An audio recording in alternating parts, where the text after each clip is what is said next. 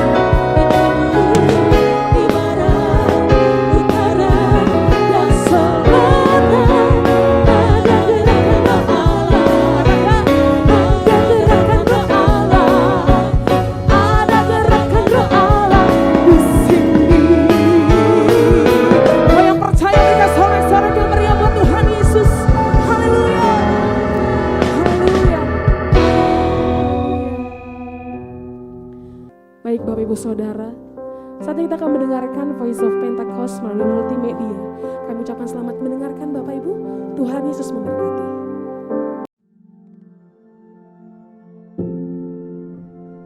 Shalom saudara, sebagai orang Kristen, perkara mengenai menghakimi atau biasa disebut ngejudge menjadi salah satu hal yang sering dipertanyakan, yaitu apakah menghakimi benar atau salah menurut Alkitab, atau jika benar menurut Alkitab, apakah menghakimi boleh untuk dilakukan? Bukankah generasi saat ini sangat mengedepankan inclusivity dan sifat open-minded sehingga menghindari penghakiman atas keadaan atau status orang? Misalnya, penghakiman di kalangan anak muda, seperti, gak seharusnya kamu begitu, itu tuh salah, kamu gak benar, masa orang Kristen seperti itu? Atau contoh yang marak di channel-channel YouTube terkait saling menjatuhkan dan mengatakan salah atau sesat pada hamba Tuhan atas pengajaran tertentu yang secara denominasi atau aliran gereja berbeda dari dirinya. Dengan kata lain, menyatakan bahwa ajaran mereka yang paling benar dan yang lain salah atau tidak alkitabiah. Pada Voice of Pentecost hari ini, kita akan menjawab pertanyaan besar, bolehkah orang Kristen menghakimi? Pertanyaan di atas muncul sebagai respon dari pengajaran Tuhan Yesus yang dicatat dalam Matius 7 ayat 1-2 tentang larangan menghakimi orang lain dengan ukuran manusia. Apa yang dimaksud Tuhan Yesus dengan menghakimi dalam ayat ini?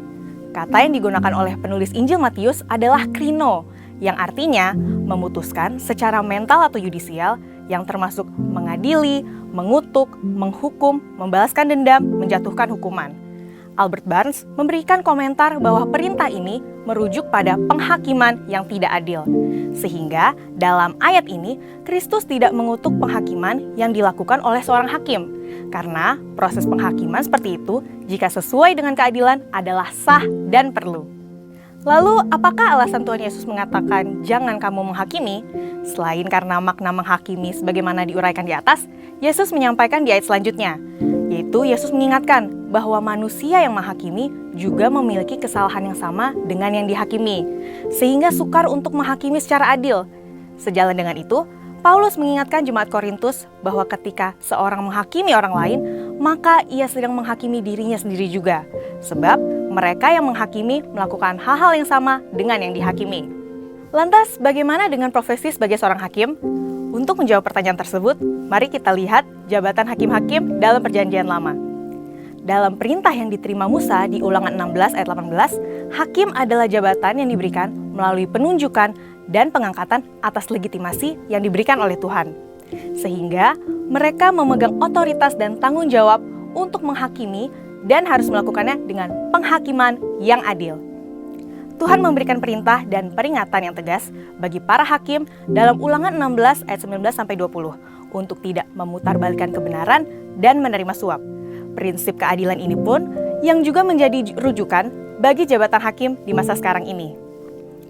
Dengan kata lain, tanpa penunjukan dari pemerintah yang ditetapkan Allah sebagai hamba Allah untuk kebaikan kita, tidak mungkin seseorang dapat menyandang jabatan serta memiliki otoritas sebagai seorang hakim. Maka, hakim harus terlebih bertanggung jawab kepada Tuhan yang memberikan kesempatan dan kepercayaan tersebut. Selanjutnya, bagaimana dengan kasus yang terjadi dalam gereja? Bukankah kita memiliki hukum Tuhan yang standarnya lebih tinggi daripada hukum dunia? Bagaimana jika seandainya ada jemaat yang melakukan pelanggaran terhadap hukum dan perintah Tuhan? Paulus dalam 1 Korintus 5 ayat 12 menyatakan bahwa jemaat Korintus juga menghakimi mereka yang tergolong jemaat. Apakah itu artinya kita boleh menghakimi sesama jemaat? Kita perlu mengerti bahwa penghakiman yang dimaksudkan oleh Paulus adalah bentuk pendisiplinan gereja. Paulus menekankan bahwa dosa harus dibenci dan orang yang hidup dalam dosa harus didisiplin. Disiplin yang dijatuhkan semata-mata untuk menjaga kekudusan warga jemaat secara pribadi dan seluruh jemaat. Pada waktu itu, jemaat Korintus berada dalam kondisi memprihatinkan, yaitu ada di antara jemaat yang melakukan perbuatan memalukan, yang bahkan tidak dilakukan oleh orang kafir sekalipun, serta sombong rohani. Jemaat Korintus merasa bangga karena menganggap sikap mereka yang menerima orang-orang yang melakukan percabulan dalam komunitas jemaat adalah suatu kemajuan. Saat ini pun terdapat kecenderungan gereja yang enggan mendisiplin jemaat karena takut kehilangan jemaat atau takut disalahpahami dan dimusuhi. Akibatnya, perbuatan dosa dianggap wajar atau dikompromikan. Orang percaya memang tidak boleh menghakimi satu sama lain. Tetapi, tugas gereja untuk mendisiplinkan jemaat adalah suatu keharusan untuk menjaga reputasi gereja dan kerohanian jemaat dari kompromi terhadap dosa. Pada akhirnya nanti kita akan menjadi hakim bersama Tuhan Yesus. Karena itu, kita tidak boleh saling menyerang dan saling menghakimi orang lain, apalagi dilakukan secara frontal dan terbuka. Misalnya menghakimi di media sosial, seperti hamba Tuhan yang satu menyerang hamba Tuhan yang lain dengan label sesat, melalui penilaian dari sudut pandang doktrin yang berbeda dari yang dikritik, dan menyatakan yang lain salah dan hanya pengajarannya saja yang paling benar. Mari kita bertobat dan tinggalkan hal-hal seperti itu, yang hanya menyebabkan perpecahan dan kebingungan di kalangan jemaat. Karena kebenaran akan dinyatakan pada hari penghakiman Tuhan tiba. Amin. Untuk penjelasan selengkapnya dari tim teologi kami, silahkan buka link yang ada di atas atau scan QR Code yang tersedia. Maranatha, Tuhan Yesus memberkati.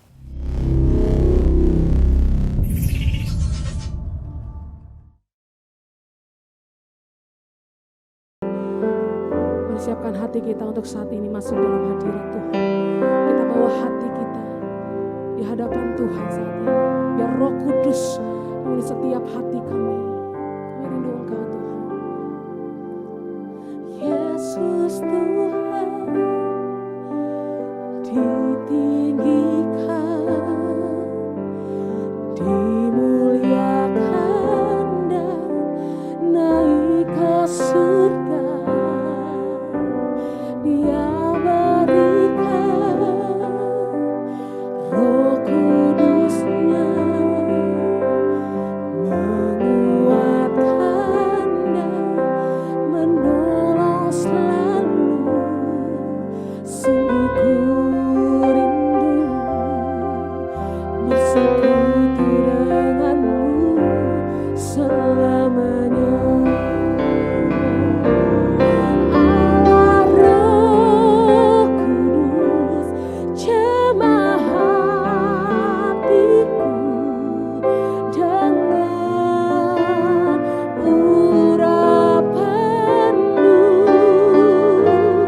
Rindu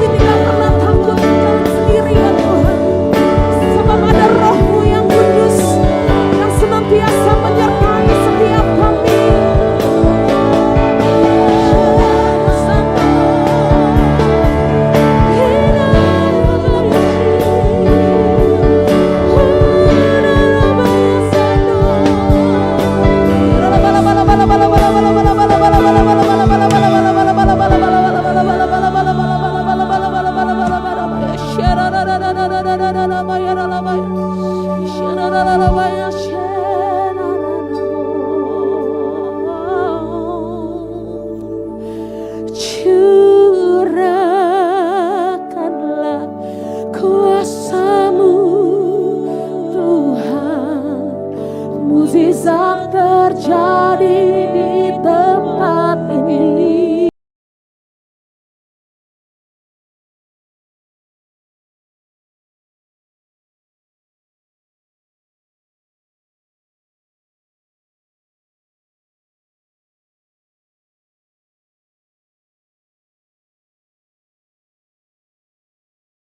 Curahkanlah ya Tuhan, curahkanlah kuasa-Mu Tuhan, mukjizat terjadi di tempat ini.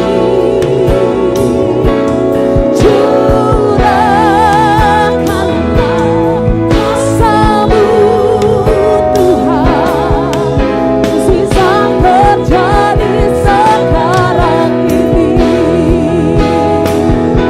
Kita angkat tangan kita di hadapan Tuhan dan katakan, curahkanlah kuasa-Mu Tuhan, mukjizat-Mu Tuhan. Kami terima saat ini Tuhan, curahkanlah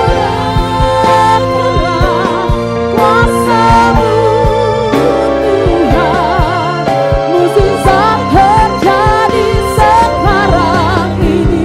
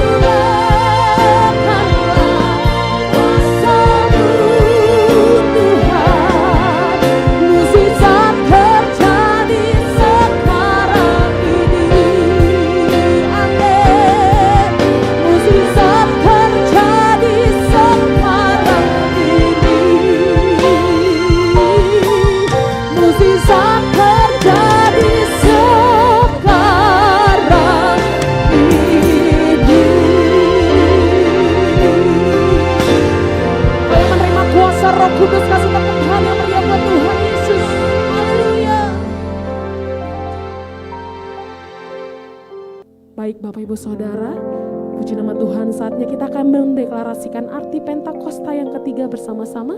Mari dengan lantang dan keras Bapak Ibu. Pentakosta ketiga. 1. Pentakosta ketiga adalah pencurahan Roh Kudus yang dahsyat di zaman ini, melebihi yang terjadi di Azusa Street. 2. Pentakosta ketiga akan mengakibatkan penuaian jiwa yang terbesar dan yang terakhir sebelum Tuhan Yesus datang kembali. 3. Pentakosta ketiga akan membangkitkan generasi Yeremia, yaitu anak-anak muda yang dipenuhi Roh Kudus, cinta mati-matian kepada Tuhan Yesus, tidak kompromi terhadap dosa, dan akan bergerak untuk memenangkan jiwa. 4. Pentakosta ketiga lahir di Indonesia dan bergerak ke bangsa-bangsa. Gerakan ini dari timur ke barat dan akan kembali ke Yerusalem. 5. Pentakosta ketiga akan memberikan kuasa untuk menyelesaikan amanat agung, dan setelah itu Tuhan Yesus datang kembali. Haleluya, haleluya, haleluya. Haleluya.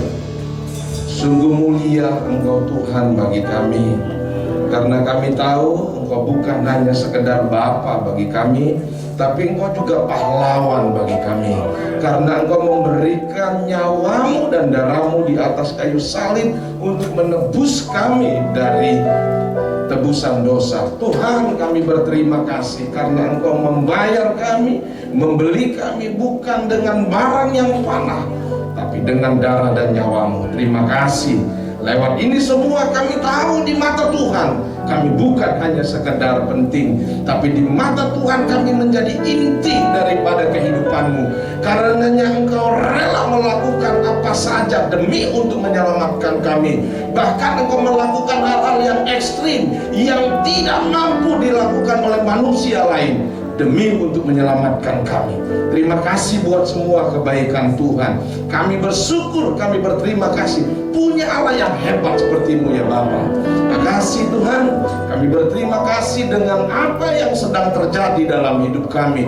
Bahkan apa nanti pun yang akan terjadi dalam hidup kami. Kami bersyukur karena kami percaya segala sesuatunya terjadi atas seizin Tuhan. Tuhan si pengendali kehidupan kami. Maka kami percaya apapun yang terjadi dalam hidup kami, endingnya akan mendatangkan kebaikan. Terima kasih buat semua kebaikan Tuhan dalam hidup kami. Tuhan Yesus, sebentar kami ingin mendengarkan kebenaran firman-Mu. Kerinduan hati kami, bicaralah bagi setiap kami. Tuhan, kami menyadari betul manusia tidak bisa hidup dari roti saja. Kami butuh kebenaran firman Tuhan yang menguatkan kami, yang menghibur kami, menasehati kami, mendidik kami. Karena kami percaya firman Tuhan yang menjadi rema, maka itu Allah sendiri yang bicara bagi setiap kami. Sertai dan pimpin hamba-Mu Tuhan. Pastikan bukan hanya knowledge yang keluar dari mulut bibir hamba-Mu, tapi lebih daripada itu yang kami harapkan, pewahyuan daripada Tuhan. Karena hanya pewahyuan Tuhan saja yang mampu memberkati bahkan mengubahkan hidup kami. Terima kasih Tuhan. Pimpin hamba-Mu, pimpin kami semua. Kami siapkan hati kami untuk mendengarkan kebenaran firman-Mu. Demi nama-Mu, Allah kami yang hidup, kami sudah berdoa dan mengucap syukur. Haleluya. Amin. Mereka muliakan Tuhan kita. Haleluya. Haleluya. Silakan duduk Bapak Ibu Saudara. Salam semuanya. Selamat pagi. Apa kabarnya? Luar biasa. Ya, luar biasa. Saya sih lebih suka sebenarnya luar biasa baik gitu ya. Iya, karena luar biasa kan bisa luar biasa baik, luar biasa buruk juga ada. Jadi lebih baik dipanjangin luar biasa baik. Nah, itu keren itu. Oke, baik Bapak Ibu Saudara. Saya kali pertama bicara onset di tempat ini. Kata pepatah, karena tak kenal maka tak sayang. Saya mau diterima Bapak Ibu Saudara, saya mau disayang Bapak Ibu Saudara, maka saya harus memperkenalkan diri saya. Nama saya Roganda Marbun. Saya tinggalnya di daerah Cengkareng Kalideres. Kita dari gereja yang sama, hanya beda rayon saja. Saya ada di rayon 1B, Bapak Ibu Saudara ada di rayon 1A ya Pak ya? Ya, ada di rayon 1A ya, tapi kita sama ya, Gatot Subroto. Saya sudah menikah, istri saya 3 anaknya. Anaknya yang 3 gitu ya, istri saya anaknya 3 gitu ya. Oke, saya kira itu saja Bapak Ibu Saudara ya. Jadi menurut saya juga Bapak Ibu Saudara tidak terlalu penting juga kenal saya. Jauh lebih baik Saudara kenal Tuhan gitu maksudnya. Karena kalau Saudara punya masalah, kenal saya juga nggak akan selesai. Tapi kalau kenal Tuhan pasti selesai. Nah, puji Tuhan ya. Baik Bapak Ibu Saudara, hari ini saya datang ke tempat ini karena diundang oleh hambanya ya, Kak Jepri. Ya, terima kasih buat Pak Gam, buat Kak Jepri, buat seluruh pengerja yang memberikan kepercayaan buat saya untuk bisa menyampaikan firman di tempat ini. Oke, baik Bapak Ibu Saudara, hari ini saya mau ajak kita itu belajar dari Ibrani pasal 11. PPT saya boleh tolong boleh dimunculkan? Ya. Saya hari ini saya mau mengajak kita untuk belajar tentang prinsip-prinsip iman. Kenapa? Karena menurut saya banyak pengajaran-pengajaran iman yang salah ya, yang berseliweran di media sosial juga banyak. Bahkan pendeta-pendeta sendiri pun banyak mengajarkan yang salah tentang iman. Makanya saudara lihat efeknya, dampaknya Amerika, Eropa gerejanya sudah mulai sepi. Tinggal yang tua-tua saja. Gereja banyak yang dijadikan dialihfungsikan menjadi museum, menjadi restoran, bahkan ada yang menjadi masjid, ya kan? Kenapa? Penghuninya sudah pada tidak ada. Kenapa tidak ada? Karena gagal memahami tentang iman. Banyak juga orang meninggalkan gereja karena kecewa. Apa yang didoakan, apa yang diharapkan tidak terjadi. Karenanya dia kecewa dengan Tuhan dan tinggalkan gereja. Kenapa hal itu bisa terjadi? Tidak mampu memahami atau tidak punya pemahaman yang baik tentang iman. Bapak Ibu Saudara, saya mau mendaratkan ini pagi hari ini supaya kita punya pemahaman iman yang benar, ya. Nah, terlebih lagi sekarang ini di zaman medsos nih, banyak orang itu flexing, jadi pamer gitu ya, gaya hidup yang hedon gitu. Maka mereka yang biasanya tidak punya kemampuan untuk beli barang-barang branded tapi mau juga pamer, maka biasanya mereka beli barang-barang yang KW, kan gitu ya, jam tangan KW, sepatu KW, ikat pinggang KW, bahkan sekarang bukan hanya barang-barang, tapi juga organ tubuh juga KW, dagu KW, ya kan, hidung KW, bibir KW, kan, alis KW, bahkan saya coba baca ada juga darah KW loh, darah pun ada KW-nya, bisa dibuat KW. Jadi banyak tren tentang KW. Maksud saya begini, yang lain itu nggak masalah KW, tinggal tergantung kebutuhan dan selera saudara. Tidak ada masalah dengan itu semua yang KW. Tapi satu hal, jangan kebablasan. Iman saudara nggak boleh KW, itu maksudnya. Iman saudara harus iman yang sejati. Ini maksud saya ini, supaya apapun yang terjadi dalam hidup kita tidak pernah tinggalkan Yesus. Sekali Yesus tetap Yesus, itu maksudnya. Maka kita butuh iman yang sejati, bukan iman yang KW. Ya, kita akan belajar. Mestinya kita baca ini pasal 11 itu habis semua, tapi terlalu panjang menurut saya. Nanti PR di rumah Bapak Ibu Saudara baca ya, Ibrani pasal 11 itu satu pasal, kalau bisa nyambung ke pasal 12, karena itu semua bicara tentang iman. Saya percaya kalau saudara dalami dan saudara baca dengan baik pasal 11 dan pasal 12, saudara punya pemahaman yang utuh tentang iman. Jadi iman kita bukan iman-iman yang mistis, iman-iman yang klinik gitu ya, tapi iman yang sejati. Karena kadangkala saya sedih lihat iman di gereja, karena hampir tidak ada bedanya antara Gunung Kawi dengan gereja. Hanya beda di logonya saja. Kalau Gunung Kawi simbolnya pohon, gereja salib. Mentalnya sama. Nah, karena itu Bapak Ibu Saudara, mental kita nggak boleh lagi mental Gunung Kawi. Mental kita harus mental yang baru, karena kita sudah ditebus Yesus dengan darahnya, dengan nyawanya. Oke, pasal 11 ayat 1, karena ini satu ayat saja Bapak Ibu Saudara, maka kita baca sama-sama supaya semuanya kebagian. Kita baca sama-sama, 1, 2, 3 ya. Iman adalah dasar dari segala sesuatu yang kita harapkan dan bukti dari segala sesuatu yang tidak kita lihat. Sama ya tulisannya di PPT dengan di Alkitab saudara, nggak ada beda ya. Jangan nanti bilang Pak Pendeta kayaknya beda ayatnya. Sama, pastikan dulu sama ya, supaya kita bicaranya enak gitu ya. Oke, saya mau mendaratkan begini Bapak Ibu Saudara, bahwa setiap iman itu harus punya dasar. Kalau iman saudara tidak punya dasar, itu namanya bukan iman. Maka prinsip yang pertama, iman itu harus punya dasar. Nah, semua makhluk hidup, khususnya manusia, untuk bisa tetap hidup harus punya satu hal. Apa itu? Pengharapan. Setuju nggak? Yang lain boleh tidak ada, nggak apa-apa. Tapi pengharapan harus ada.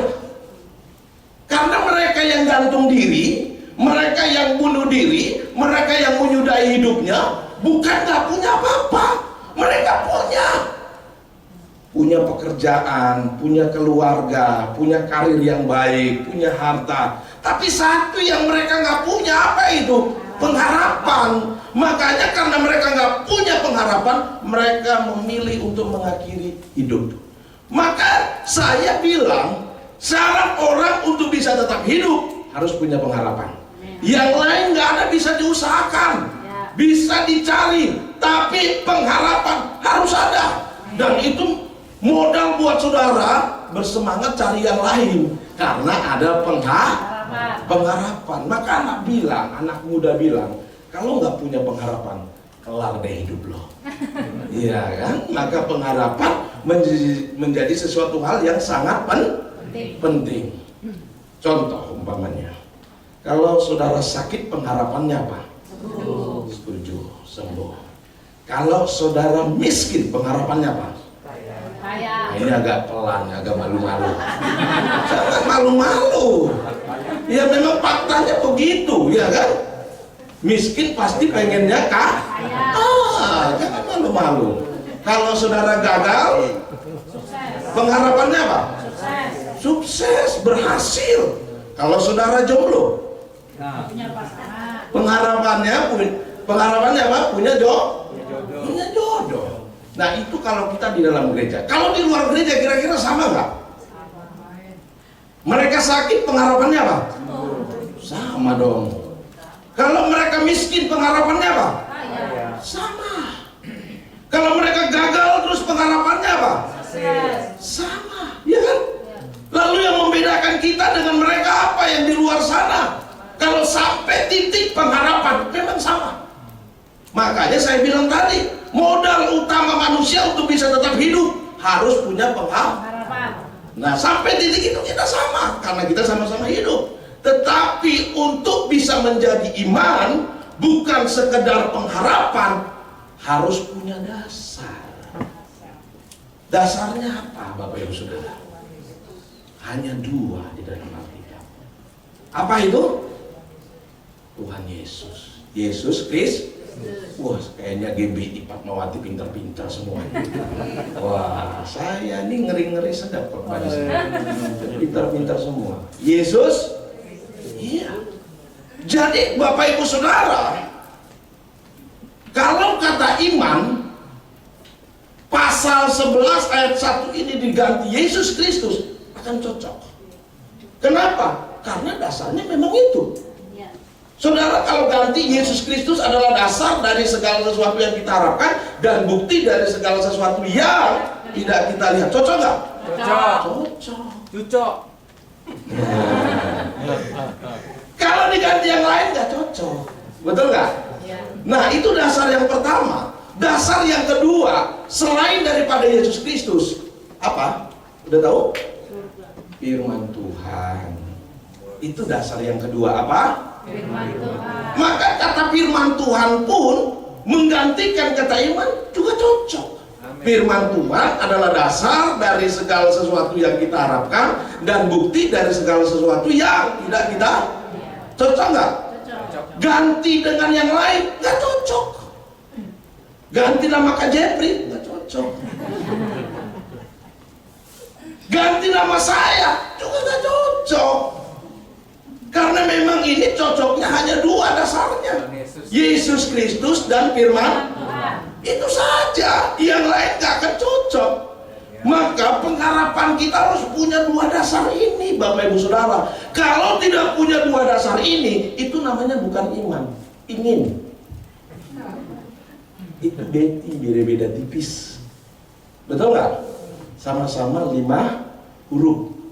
Diawali dari I, diakhiri dengan ingin juga sama, diakhiri dengan N. Iman juga sama, diakhiri dengan nah itu sama. Bedanya antara ingin dengan iman cuma di dasar. Pengharapan saudara punya dasar nggak? Kalau tidak punya dasar, itu hanya sekedar keinginan. Karena banyak orang berdoa, ternyata itu bukan lahir dari iman, tapi lahir dari keinginan. Nah, buat resolusi di akhir tahun, lahir bukan dari sebuah iman, tapi dari sebuah keinginan. Nah, makanya sering sekali nggak terjadi. Lalu kita kecewa sama Tuhan. Pak, Bu, saya mau bilang berhenti berdoa kalau itu hanya sekedar keinginan, tetapi majulah lebih jauh lagi, berdoa dengan iman. Nah, oke, Bapak Ibu Saudara, itu yang pertama, harus punya dasar. Maka kalau ditanya, ya kenapa kamu mau kaya? Jawabannya jangan bilang begini, Pak, capek jadi orang susah, capek jadi orang miskin, kemana-mana. Itu kalau jadi orang miskin biasanya direndahkan, diremehkan, dipandang sebelah mata, bahkan kadang-kala kita dicurigai, Pak. Datang ke rumah saudara sendiri pun dicurigai, mau pinjam duit. Jadi Pak, capek jadi orang miskin, mending kita jadi orang kaya. Karena kalau kita jadi orang kaya, Pak, kita kemana-mana dielulukan, bak seorang raja, terus dapat servis yang paling utama, VIP. Pak, enak kan jadi orang kaya? Maka saya jadi orang kaya saja, Pak. Saya mau kasih tahu, itu bukan iman, itu ingin. Nah, rubah motivasi seperti itu, mental seperti itu. Karena itu hanya sekedar keinginan. Mestinya kita harus berkaca dengan firman Tuhan. Ada nggak di dalam Alkitab yang kaya? Ada. Banyak. Khususnya dalam perjanjian lama itu banyak. Abraham, Ishak dan Yakub itu kaya-kaya semua. Maka Alkitab kita bilang begini, mereka kaya, tambah kaya, makin kaya, sangat. Firman Tuhan ganti dengan kekayaan. Hanya kita harus melihatnya dengan cara yang benar. Apalagi Ayub, kaya Bapak Ibu Saudara. Salomo, kaya lagi. Bahkan Alkitab kita mencatat sampai sekarang pun belum ada yang bisa menandingi kekayaan Salomo. Jadi gereja nggak anti dengan kekayaan. Elon Musk kaya nggak? Kaya, punya Tesla, ya kan? Tapi nggak ada apa-apanya dengan Salomo. Mark Zuckerberg, si punya Facebook, kaya nggak? Kaya. Tetapi tidak ada apa-apanya dengan Salomo. Steve Jobs, almarhum, kaya nggak? Kaya, punya Apple, barang yang prestis, ya kan? Orang tuh kalau pakai Apple lebih percaya diri, iya kan? Wah, maka kalau selfie pun logo Apple-nya nggak boleh ketinggalan, harus kelihatan. Iya kan? Prestis. Oh, kaya sekali. Bahkan kalau dia keluarin ini produk baru, orang mau beli antri sampai panjang. Orang tuh pakai Apple bangga banget. Makanya laku keras. Itu kaya. Tapi dibandingkan Salomo, gak ada apa-apanya. Para sarjana Yahudi buat sebuah riset. Berapa besar kekayaan Salomo? Mereka cukup kaget ternyata. Harus 20 orang kaya dunia, seluruh kekayaan mereka diakumulasi sebanding dengan kekayaan Salomo. Wow, cukup mencengangkan. Jadi satu orang Elon Musk tidak mampu ternyata. Satu orang Mark Zuckerberg nggak mampu. Satu orang Jack Ma nggak mampu, bos Alibaba nggak mampu. Harus 20 orang-orang begitu tuh dikumpulin seluruh kekayaannya sebanding dengan kekayaan Salomo. Saya awalnya bener apa enggak nih? Tapi begitu saya baca Alkitab, benar juga. Kenapa? Ada ayat-ayat yang mendukung. Salah satu ayat yang mendukung bilang begini, Ratu dari Timur, Ratu Seba, itu masuk ke istana Salomo, masuk ke dalam istana Salomo. Begitu nyampe, pingsan. Pak Bu, namanya ratu itu udah terbiasa dengan barang-barang yang mewah, yang lux, betul nggak? Namanya juga ratu. Iya kan? Tetapi coba bayangkan ratu saja masuk ke dalam istana Salomo, pingsan. Oh, itu kalau nggak kaya lagi namanya apa? Kalau seorang ratu yang punya standar tinggi saja pingsan, apalagi kita nggak bangun lagi kayaknya. Udah bayangkan ratu loh, pingsan. Banyak lagi ayat yang mendukung. Alkitab kita bilang begini.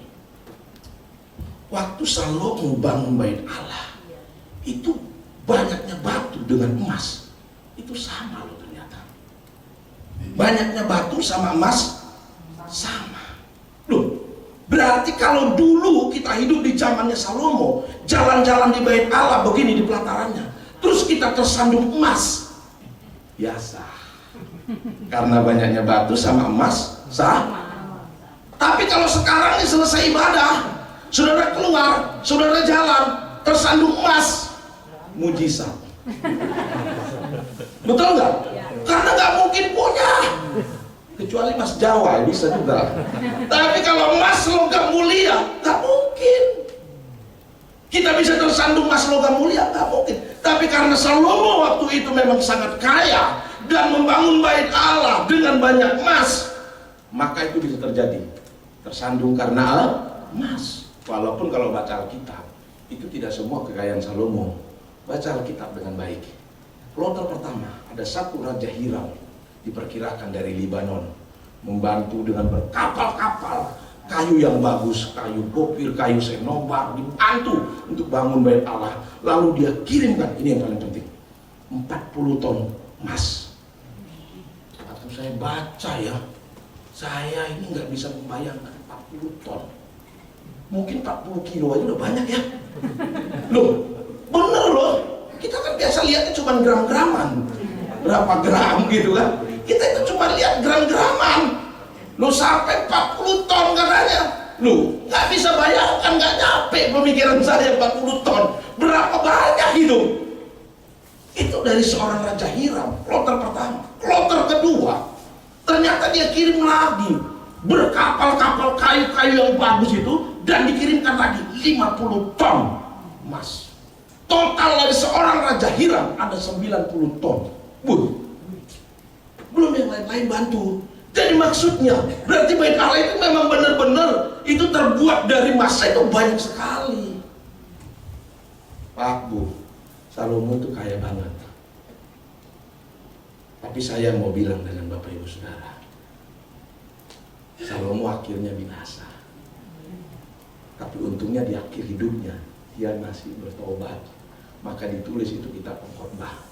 Segala sesuatu sia-sia kalau tidak melibatkan Tuhan, itu kata dia. Jadi kaya nggak apa-apa, tapi untuk mencari kekayaan itu libatkan Tuhan, itu maksudnya. Dan menggunakan kekayaan itu libatkan Tuhan.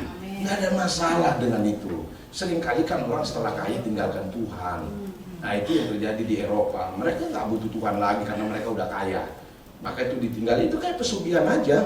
Jadi mereka datang ke Tuhan mau kaya, begitu udah kaya tinggalin Tuhan. Itu pemahaman iman yang salah. Nah, jadi nggak salah dengan kaya. Maka kita boleh kaya nggak? Boleh. Tapi begini, kita cari dulu. Ada ayatnya nggak? Ada. Alkitab kita bilang Abraham itu orang kaya. Kita yang percaya kepada Kristus, maka kita juga terhisap menjadi keturunan Abraham. Abraham kaya untuk apa? Dengar baik, bukan untuk sombong, bukan untuk flexing seperti yang kita lihat di media sosial, ya kan? Bukan juga untuk merendahkan orang lain, bukan juga hanya untuk memenuhi keinginannya. Tapi Abraham kaya untuk menjadi berkat bagi banyak bangsa-bangsa. Saudara dan kaya juga boleh kaya, tetapi untuk apa? Bukan untuk memuaskan nafsu dan keinginan pribadi, bukan untuk sombong, bukan untuk flexing, tapi lebih daripada itu mestinya kita gunakan untuk menjadi berkat bagi banyak orang. Saat itulah saudara menjadi perpanjangan tangan Tuhan, menjadi prototipe-nya Tuhan. Tuhan bekerja lewat hidup saudara. Nah, itu yang Tuhan mau. Jadi boleh kaya? Boleh.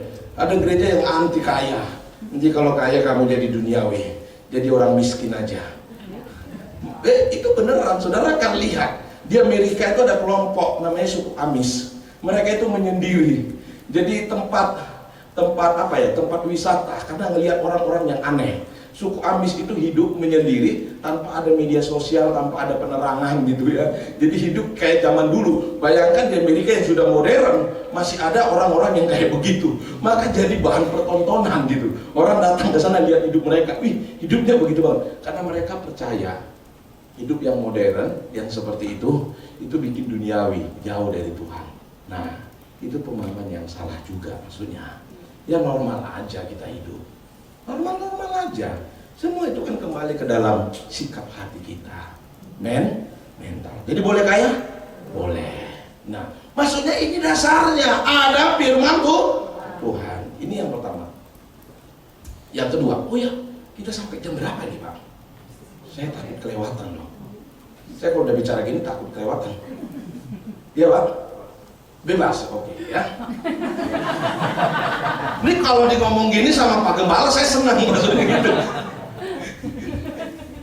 Oke, yang kedua, selain punya dasar, prinsip iman yang kedua adalah iman tidak berkaitan dengan hal-hal yang kelihatan. Sekali lagi, iman tidak berkaitan dengan hal-hal yang kelihatan. Baca ayat firman Tuhan kita. Di situ dikatakan iman adalah dasar dari segala sesuatu yang kita harapkan dan bukti dari segala sesuatu yang apa? Tidak kita lihat. Yang tidak kita lihat. Tapi banyak orang mengkaitkan iman dengan hal-hal yang kelihatan. Betul? Maka diukur seseorang itu punya iman atau tidak dari mana? Dari hal-hal yang kelihatan. Setuju nggak? Maka orang yang miskin, mereka sebut itu orang tidak beriman. Saudara jangan lupa, dalam Alkitab juga banyak orang miskin, termasuk rasul-rasul. Saudara kira kaya? Mereka orang biasa. Kalau mereka nelayan kok. Mereka gak kaya seperti yang ada dalam perjanjian lama.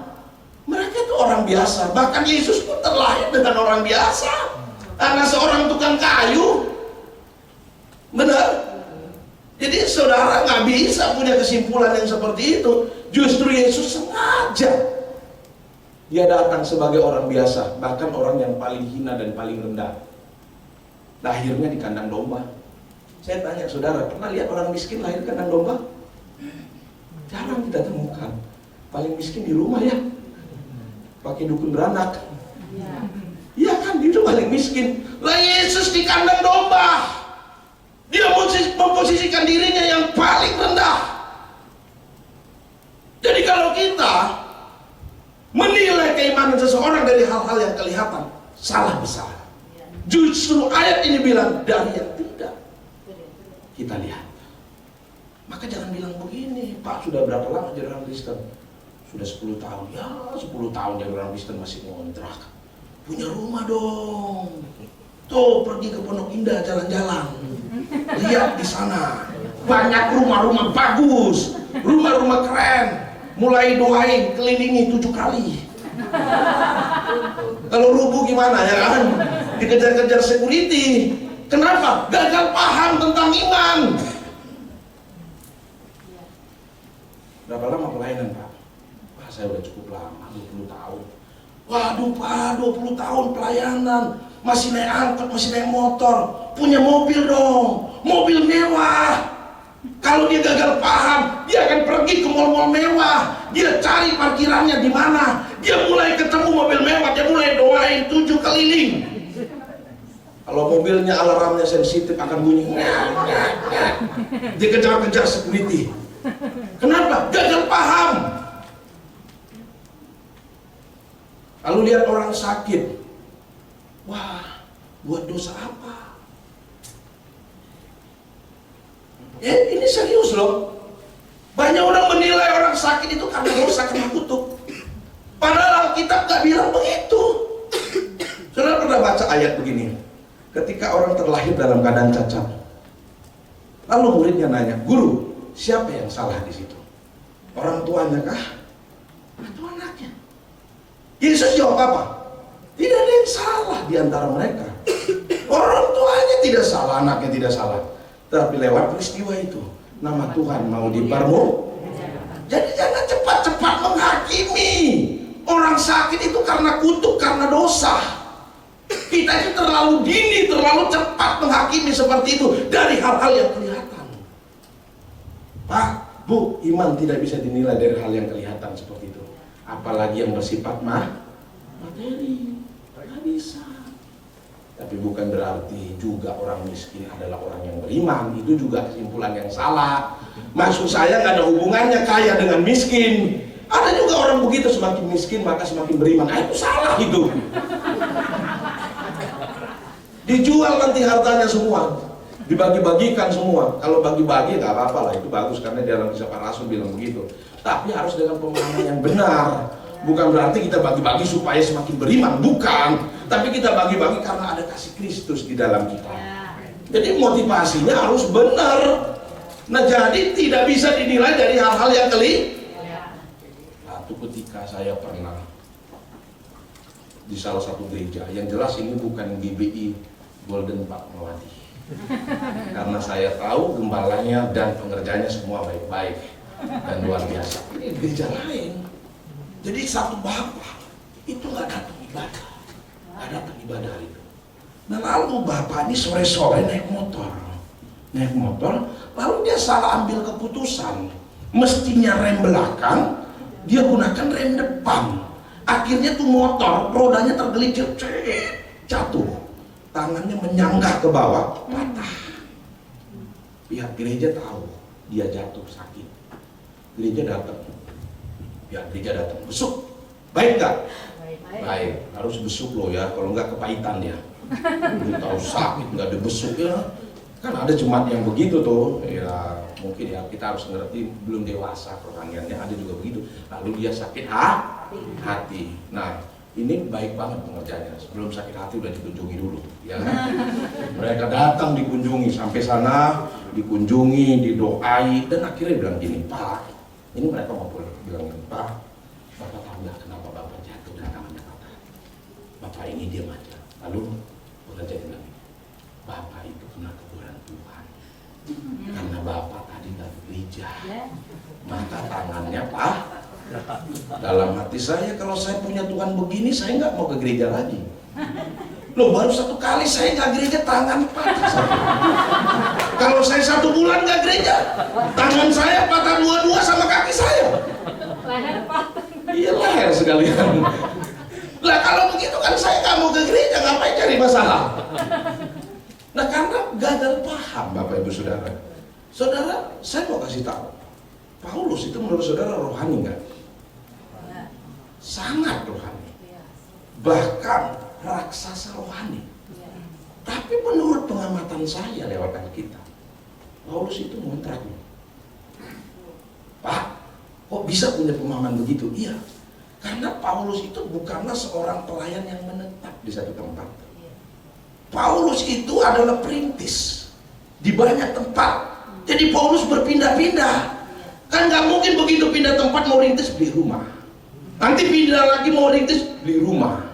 Pindah lagi mau rintis beli rumah. Enggak lah. Saya yakin dia ngontrak. Tapi Tuhan bertanggung jawab menyediakan untuk sewa kontrakan. Paulus itu punya sakit. Namanya duri dalam daging. Pernah baca Alkitab? Bahkan sampai mati duri dalam dagingnya nggak sembuh-sembuh. Sampai mati. Saudara mau bilang dia nggak punya iman? Saya nggak berani, saya takut. Karena menurut saya Paulus itu raksasa iman. Setengah dari perjanjian baru, Alkitab yang kita baca itu, yang kita yakini sebagai firman Tuhan, itu tulisan Paulus. Setengahnya loh. Bahkan saya mau bilang begini, tanpa tulisan Paulus, kita akan mengalami kesulitan dalam tahapan aplikasi keseharian kita. Pauluslah yang menerjemahkan supaya kita mampu menerjemahkan firman Tuhan, menghidupi firman Tuhan dalam keseharian kita. Paulus banyak membahas itu. Dan Paulus itu orang hebat menurut saya. Hebat sekali. Paulus berdoa nggak dengan penyakitnya? Berdoa. Minimal saya baca Alkitab 3 kali Paulus berdoa. Waktu Paulus berdoa, Tuhan jawab nggak doanya? Jawab nggak?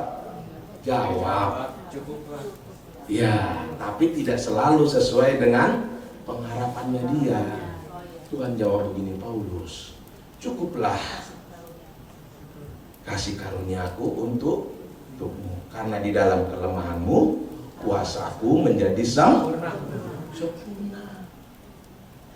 Tuhan tahu Paulus itu orang hebat, maksudnya sempurna secara manusia, pintar, penuh kuasa, penuh urapan, ya kan, punya pengaruh besar.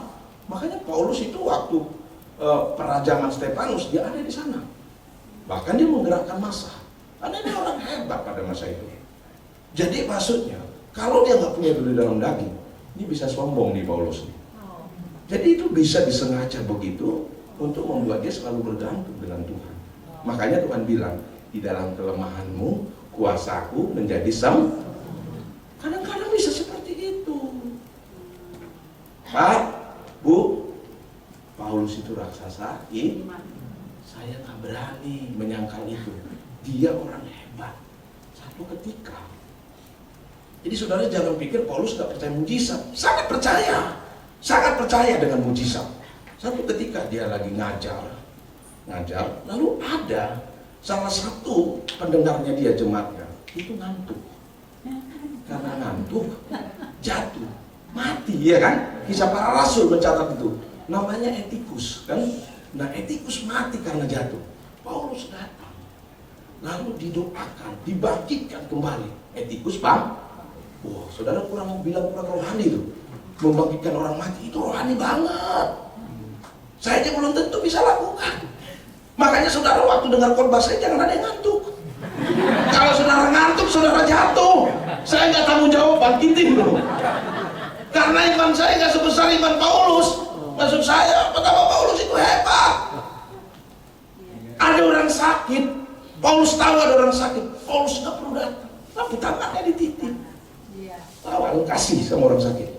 Begitu nyampe kepada yang sakit, sembuh total. Saudara sakit jangan coba-coba minta sapu tangan saya. Bukan sembuh, pingsan. Saya mau kasih tahu buat saudara, Paulus ini orang hebat. Tapi saya begini, belum tentu apa yang kita harapkan, apa yang kita inginkan itu bisa terjadi dalam hidup kita. Makanya iman bukan alat untuk membuat Tuhan tidak memiliki pilihan lain selain daripada menjawab sesuai dengan keinginan kita. Bukan. Orang Pentakosta suka terjebak di situ. Dia kira itu iman. Ciri-cirinya adalah ketika apa yang kita doakan harus terjadi sesuai dengan apa yang kita inginkan. Itu orang Pentakosta. Dia cuma punya iman yang besar, tapi tidak punya iman yang benar. Saya mau kasih tahu buat kita, tidak salah saudara mengimani yang baik, karena memang Tuhan membuat mujizat. Dia pencipta. Ada orang sakit, doakan. Itu nggak salah. Itu sangat baik sekali. Tapi kalau tidak sembuh, maksud saya, saudara jangan kecewa. Karena bukan kita yang ngatur Tuhan, Tuhan yang ngatur kita. Dan kalaupun tidak terjadi, itu percayalah, di balik itu Tuhan punya rencana yang lebih indah daripada apa yang kita doakan. Itu yang terjadi buat Paulus. Dia bukan gak punya iman, dia itu raksasa iman, Bapak Ibu Saudara. Orang hebat. Saudara pernah baca namanya Smith Wigglesworth, seorang penginjil yang hebat. Belakangan ini kan lagi viral itu si Ida Dayak.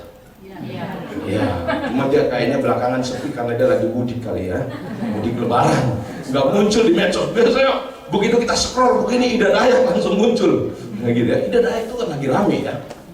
Tapi Ida Dayak saudara lihat, nggak pernah itu membangkitkan orang mati. Smith Wigglesworth, saya baca begitu, minimal dia bangkitkan orang mati ada 20 orang. Oh, hebat sekali. Dan Ida Dayak biasanya cuma meluruskan yang bengkok-bengkok. Jadi tangan yang bengkok, kaki yang bengkok, itu semua dilurusin sama dia. Nah, Smith Wigglesworth itu bukan hanya meluruskan yang bengkok, memperpanjang tangan yang pendek.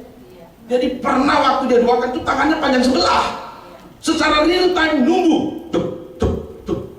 Jadi sama. Real time. Hebat sekali. Maka Smith Wigglesworth itu sangat terkenal pada masanya, sangat terkenal banget. Tapi saudara tahu nggak dia sakitnya karena apa? Matinya karena apa? Ada yang tahu? Karena saya tahu jemaat GBI Golden Fatmawati pintar-pintar. Sakit kanker prostat.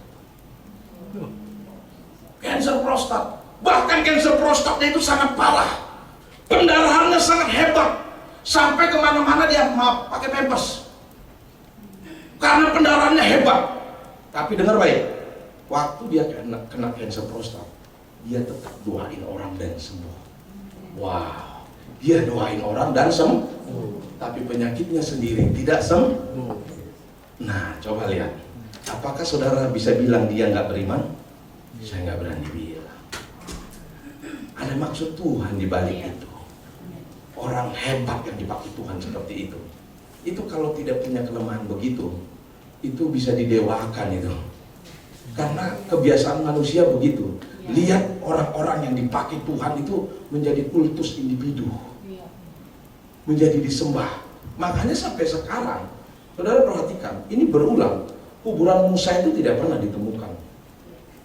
Nggak pernah ditemukan. Baca Ibrani, berebut katanya antara setan dengan malaikat. Kenapa? Karena tokoh Musa itu buat perjanjian lama orang Israel, itu tokoh yang sangat besar. Jadi kalau ada kuburannya mereka tahu, bisa jadi mereka jadi tempat keramat. Mereka akan datang situ buat sembah karena tokoh Musa itu sangat pengaruh besar dalam hidup mereka. Makanya kuburannya tak dikasih tahu tuh di mana. Tapi saya percaya pasti ada kuburannya. Cuman supaya tidak dikeramatkan. Nah, coba lihat, karena kebiasaan manusia itu begitu. Paulus, Smith Wigglesworth juga begitu. Saya pelajari, wah, Tuhan itu jaga hal-hal yang seperti itu supaya tetap Tuhan yang disembah dan dipermuliakan. Itu mujizat terjadi bukan soal Smith Wigglesworth, itu bukan soal Paulus, iya kan? Itu mujizat terjadi karena Tuhan. Jadi pusatnya Tuhan. Sebenarnya mau dikembalikan ke sana. Jadi maksud saya begini, kalau ada sesuatu yang terjadi dalam hidup kita tidak sesuai dengan apa yang kita harapkan, yang kita inginkan, percayalah, Tuhan maksud baik ada di sana. Tuhan siapkan yang lebih baik gitu. Jadi tetap percaya kepada Yesus. Jangan sakit hati. Tetap semangat. Semuanya itu atas seizin dan kontrol Tuhan. Tidak ada yang terjadi tanpa seizin dan kontrol Tuhan. Ini yang kedua. Yang ketiga. Oke, prinsip yang ketiga. Iman terlihat dari mana? Ketaatannya. Jadi bukan dari hal-hal yang materi, bukan dari hal-hal yang kelihatan seperti itu, tetapi iman itu dilihat dari ketaatannya. Maka kalau saudara baca Alkitab saudara pasal 4 tadi, mulai dari ayat 4, saudara di sana akan belajar. Belajar apa? Habel, persembahannya diterima karena apa? Ketaatannya.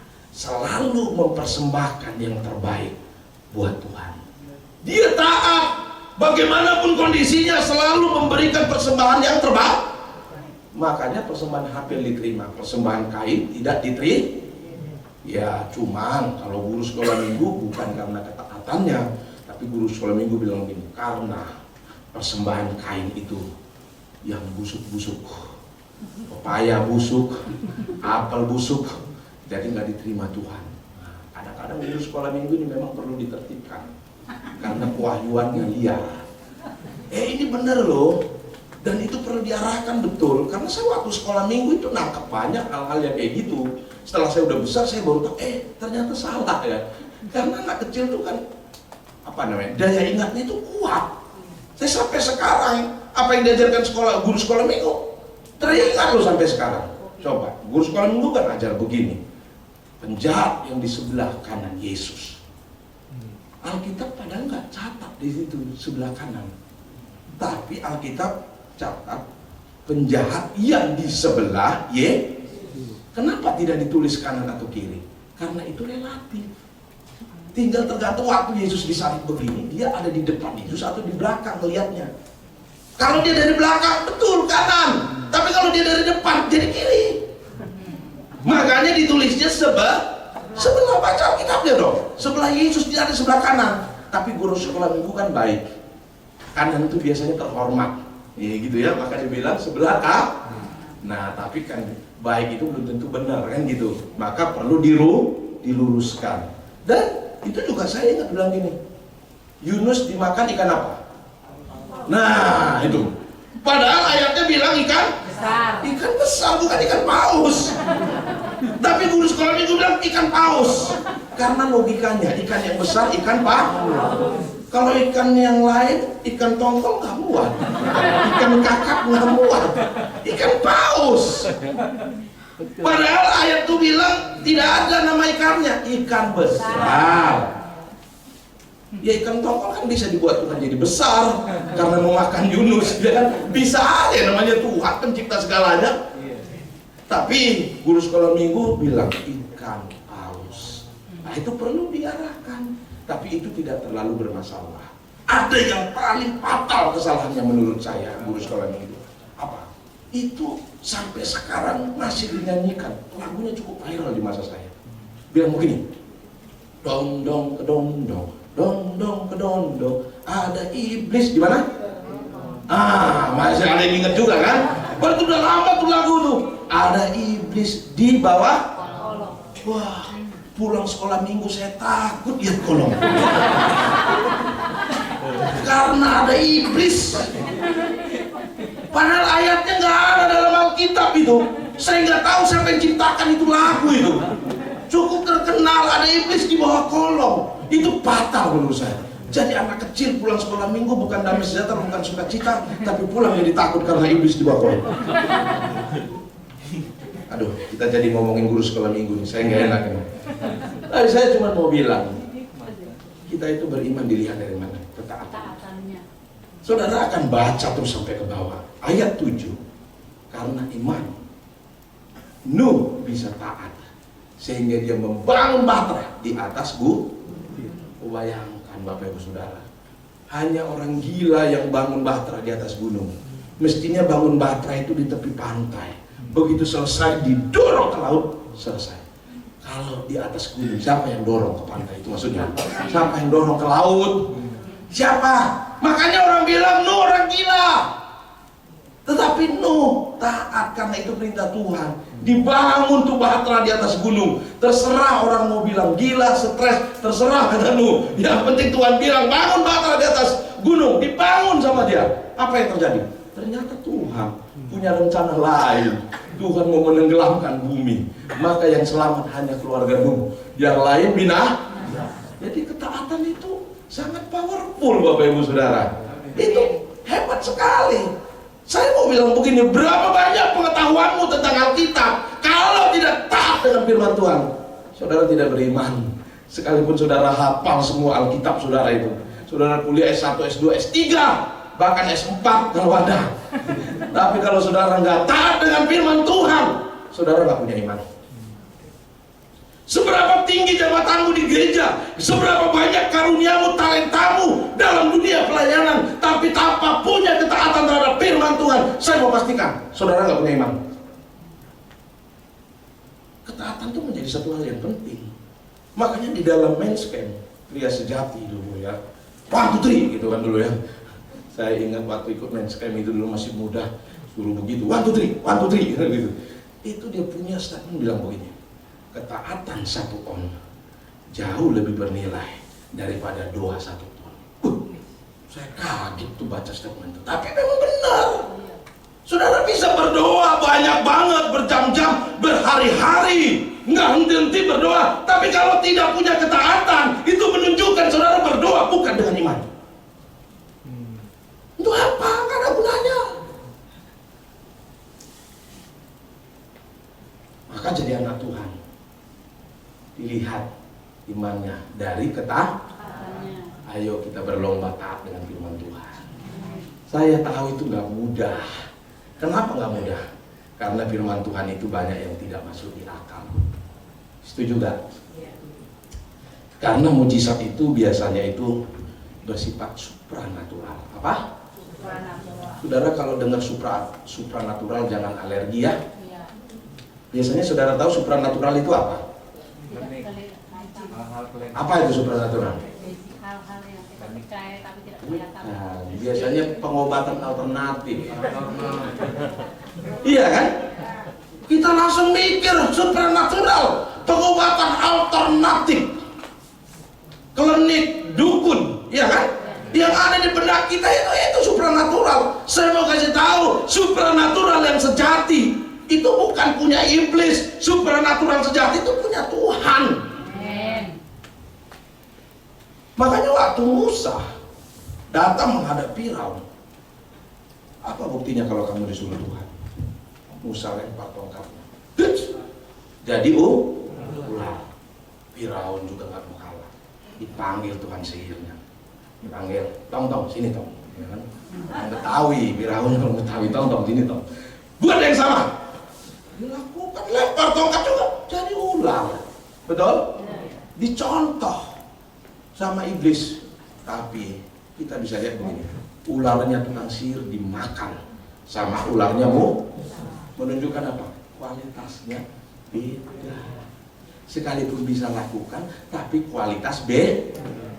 Yang sekarang lebih terkenal, yang KW-nya yang imitasi. Maka begitu pengobatan, ada dukun, supranatural. Saudara harus percaya supranatural itu milik Tuhan. Tuhanlah supranatural yang sejati.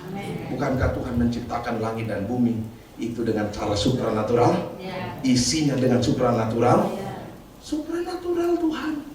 Maka mestinya orang Kristen nggak boleh alergi dengan supranatural. Dan mestinya hidup kita harus di dalam supranatural. Itu mujizat supranatural. Artinya di atas yang natural. Nggak masuk di akal semua itu.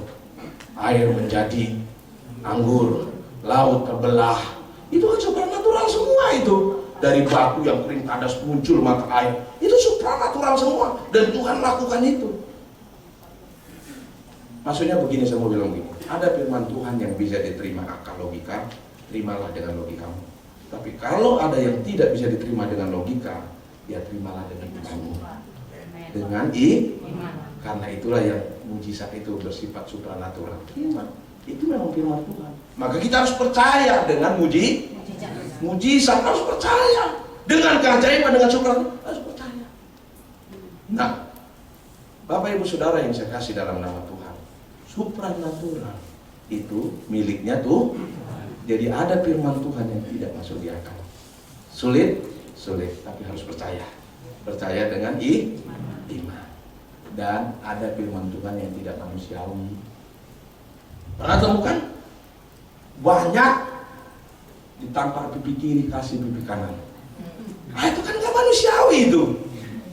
Bahkan orang bilang, bodoh, ditampar pipi kiri, pok, yang kanan belum kebagian bro. Bodoh. Tapi Alkitab kita ajar begitu, ditampar pipi kiri, kasih pipi kanan. Artinya gak boleh balas, justru berkati dia balik. Itu ciri anak Tuhan. Maka kita seringkali dibully di medsos, dalam keseharian kita dianiaya. Kita kan gak lawan, tapi kita berkati dia. Kayak Yesus katakan, ampuni mereka Tuhan karena mereka tidak tahu apa yang mereka perbuat. Nah itu supranatural itu. Jadi ada yang tidak manusiawi begitu. Lalu Petrus nanya, guru berapa kali kita mengampuni? Berapa kali? 7 kali. Petrus kira 7 kali udah hebat. Karena batasan manusia kan 3 kali. Karena ada lagunya kan, 1 kali kau sakiti tidak mengapa, 2 kali kau sakiti juga tidak mengapa, tapi jangan sampai. Nah ada lagunya, tapi jangan sampai 3 kali. Nah Petrus kayaknya tahu lagu itu, makanya dia bilang 7 kali ya guru, 7 kali. Tapi Yesus bilang, Petrus enak aja 7 kali, 70 kali 7 kali. Artinya tidak pernah berhenti dari mulut kita untuk melepaskan kata selalu memaafkan. Itu nggak manusiawi Bapak Ibu Saudara. Tapi itulah firman Tuhan.